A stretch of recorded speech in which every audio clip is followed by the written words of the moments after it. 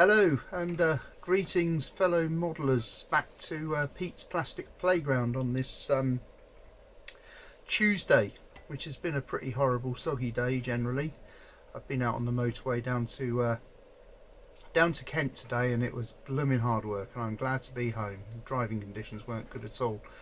So anyway, I'm home, and during the day I got a notification on my phone to say that DPD, Kenny the driver, had been and he delivered a parcel which I've got to show you this evening. The parcel contained these babies.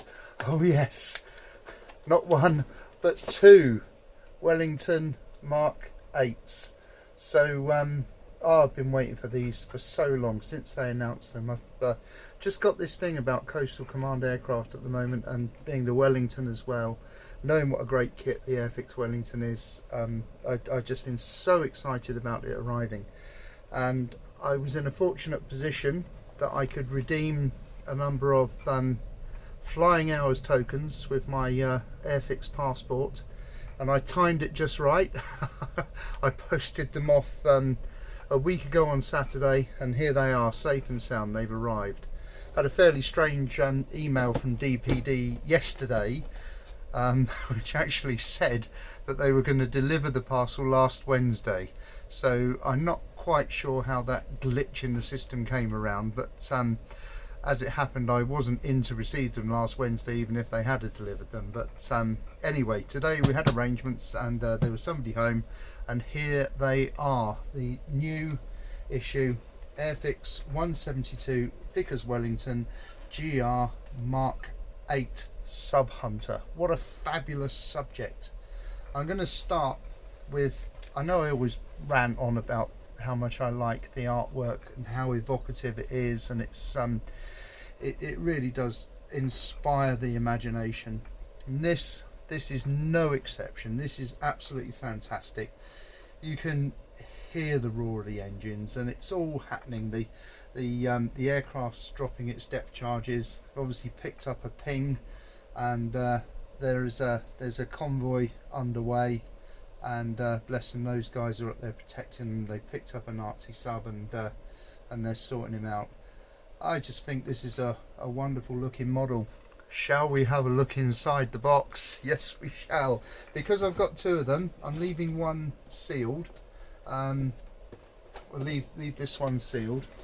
Okay, and we'll open this one up. I should have got the knife out ready really, but I didn't. Apologies for that. Here we go, sharp knife to cut the seals. Two variants possible on this one, the Coastal Command, and another aircraft, another variant in camouflage, which I believe is for Mediterranean theatre of operations. I think maybe based in Libya, I'm not sure, but we'll have a look inside and see what it says. Oh, it's a great moment when you cut through these pieces of plastic, these tabs. There we are. Okay, it's a good sized box.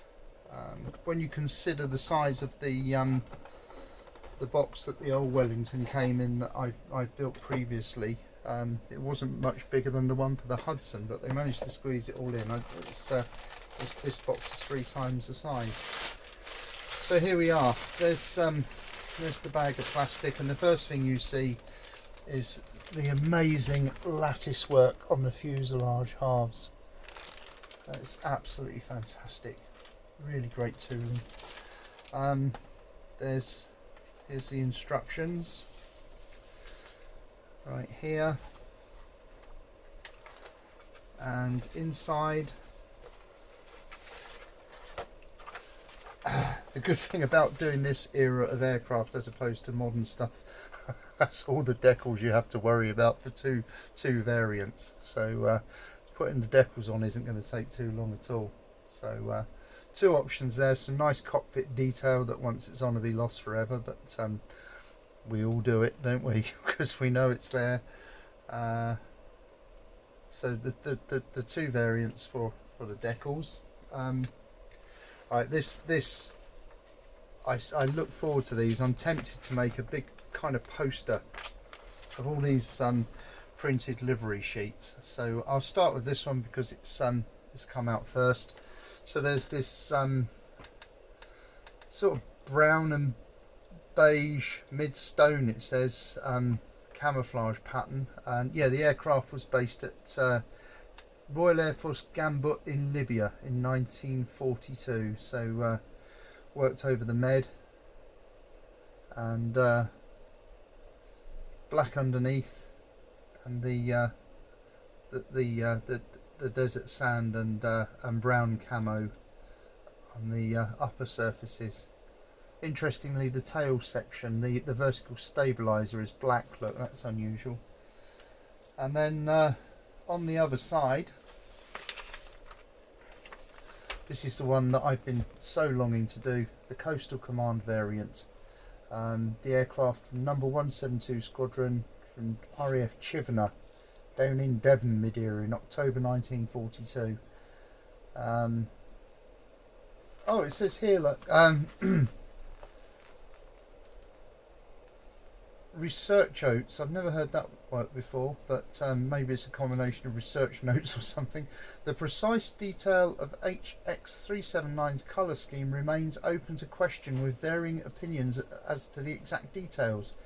We have presented the aircraft in the officially specified brackets 10th of August 1941 temperate sea scheme carried by most Coastal Command aircraft of extra dark sea grey and dark slate grey with matte white sides and gloss white lower surfaces and codes in light slate grey and matte white de-icing boots on the leading edges. Matte white has been shown slightly darker for illustrative purposes, so we've got two shades of white. Well, you know what, I'm not going to get too hung up on that. It'll be what it'll be. It'll be my model, and however it looks, it'll do.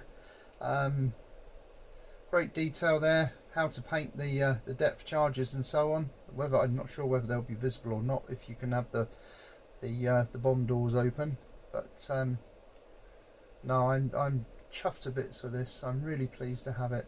So much detail on there. There's the all of the the aerials and radar equipment are all visible, and the two aerials underneath the wings. I'd love to know how it all works. I might have a look on the internet and see what I can learn about how they made this thing work.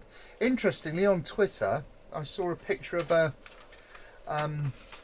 Wellington again that had probably about a 34-foot circumference radius circular magnetic ring attached to it, and this was used to detonate, fly over and detonate magnetic sea mines, which I thought was a genius idea. So but I'm not entirely sure how effective it was, but great idea. The instructions, look, again, step by step, so darned clear and easy to follow. But I'll take my time on this one and build it step by step. Plenty of options here for cutting out various bits depending on how you want to configure your model. Looks like bomb doors can be opened, which I probably will do on mine. I'll have it on the ground with the bomb door open, perhaps. I really do like it. It's so clear. I don't know how much of this you can all see, but it's just so easy to follow. Absolutely brilliant. This is the standard we've all become used to now. Absolutely brilliant. Gear down options.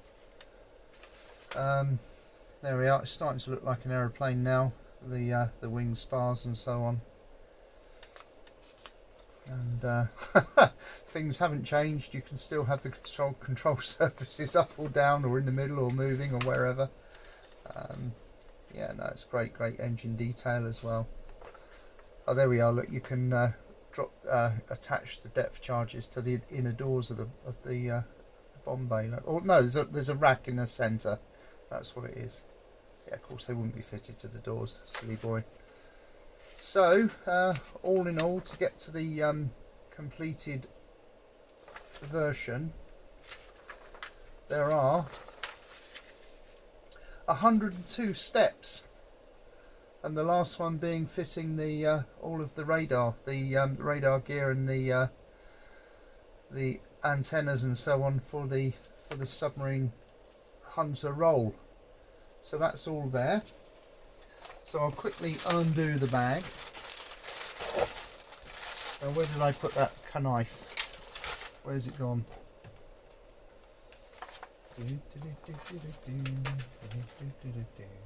There it is. It rolled over by the computer. So I'm getting a new mat tomorrow, by the way. There's some on Amazon. This is 600 by 900. So it's a bit overwhelmed with paint and all sorts of spillages now. But you can get the A1 size cutting mat on Amazon for £6 at the moment. So I should be ordering mine this evening for delivery tomorrow. Here we are. Remind me that I put my knife in the box, please. Don't want to lose it. Okay. So the first sprue is the Fuselage Halves. Look at the detail on those. Just delightful.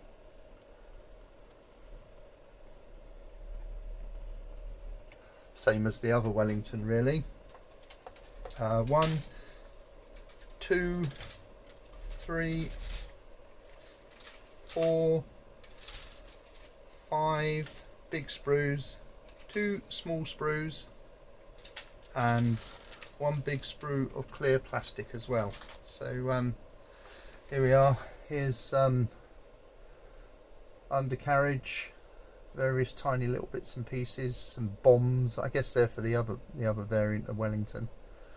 Lots of interior cockpit detail. Looks like radio operator's position there. I don't know. Lots and lots of bits on there. These teeny weeny sprues. Look at that little bits for the aerial, or aerials I should say. Depth charges. Never built those before.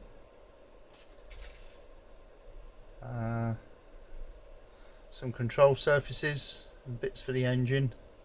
Nice detail. Look at that detail on the engines. Isn't that lovely? Really good. Looking forward to this enormously. Great detail for the surface of the wings as well. I don't know how well you can see that there. If I tilt the sprue slightly, you can just see how well the finish of the wing material has been so well represented there in the moulding. That's good. And then same again, more or less, with a couple of bulkheads as well, and a couple of spars there. And then the last one is again, control surfaces, bulkheads, bomb doors, exhaust pipes, and a ladder if you want to use the ladder when it's in the on the ground. So that's that. That's all the bits of plastic. I'm going to put those back in the bag later on, and then we'll have a little look at the clear bits.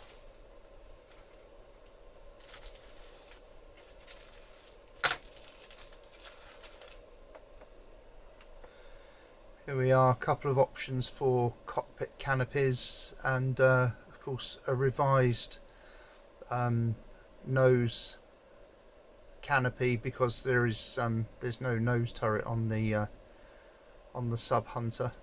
So a couple of glaze sections for the sides as well. Not quite sure how they work. I'm looking forward to seeing how these actually happen. So that's it. I'm going to put those back away nicely. So that's it, folks. Maybe this is the first unboxing of the new Mark 8 Wellington on YouTube. What a scoop, eh? What a scoop! How exciting! I'm sure others will go into it in greater depth with greater knowledge than me. But I hope you've enjoyed seeing mine that's arrived in the post. I'm going to put these back in the bag after you've gone. It's Tuesday evening. What time is it? Ooh, 7:20. I'm going to have to go soon because football tonight. My happiest evenings in the winter are being out here listening to Radio Berkshire for the football commentary, because tonight Reading have got Leeds at home, so Leeds can go top if they beat us tonight, which of course you know, may or may not happen, we'll see. But it'd be a good game anyway for those going along, and for me it's going to be nice because I should be playing with my new kit or kits, and watching the game on telly, because I'm fortunate enough to have the Sky TV hooked up on the tablet out here, so I can watch it on Sky and listen to the commentary on Radio Berkshire tonight. So come on, you Royals. Bit of a dilemma at the moment. I mentioned before that there's a group build going on at the moment on Twitter with the hashtag PTOGB, Pacific Theatre of Operations. I dug this out to build as part of that group build. This is the Mitsubishi KI-46-2 Dyna. Trouble is, I've gone off it now that the Wellingtons arrived. What do I do? What do I do? I mean, I think the group build runs through until the end of January, and we've got the Christmas holidays coming up. So I might put this one on the back burner and go straight into the Wellington, or I might start this evening and lie in bed at night and think about the Wellington before I start it. But so a bit of a choice. We'll see. Next video will probably be able to tell you what the outcome was. I'll leave you with a last look at the wonderful artwork on the box. This, I don't know if you can see there, a bit of reflection behind. So I'll turn it that way. What a great image that is. I really do love it. You can see the shipping down below in the water, and so you can just picture the scene. They picked up a sub's just making a dive for it, and so there we are. The new Airfix Vickers Wellington GR Mark 8 Sub Hunter. So pleased to have this in my possession. That's it for now, and best wishes to you all. Thanks again for the comments, which I'll get back to this evening as well, and I'll speak to you next time. In the meantime, happy modelling, and take care. All the best now. Cheers.